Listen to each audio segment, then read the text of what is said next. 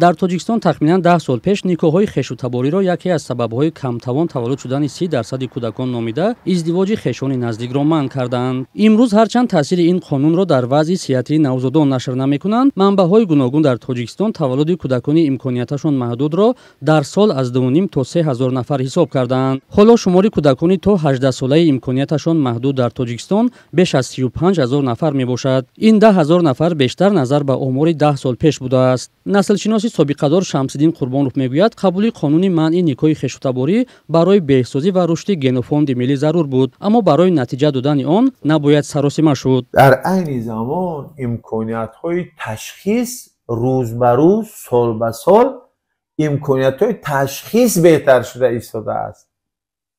як дуюм имкониятҳои ба қайдгирӣ беҳтар шуда истодааст.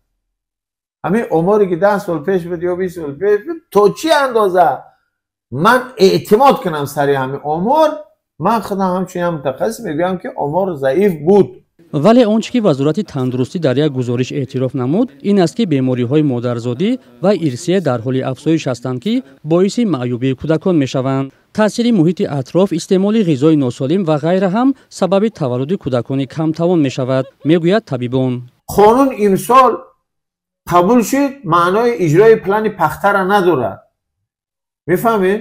қонун қабул шуд, асоснок аст қабул кардани ин қонун. дар шароите ки дар тоҷикистони мо вуҷуд дорад, бо ҳазору факту далел ки мардуми мо майл ба издивоҷҳо ва барпо кардани оилаи худ дар як дохили қавми худ як урфу одатшон ҳаст, ҳамеро оҳиста оҳиста аз байн бояд бурд. мефаҳмед?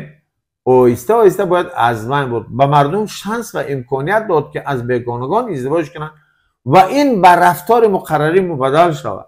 юнисеф ё хазинаи кӯдакони созмони милал мегӯяд, ба ҳисоби умумӣ дар дунё тахминан ҳар кӯдаки 10 то 18 сола бо бемориҳои модарзодӣ таваллуд мешаванд.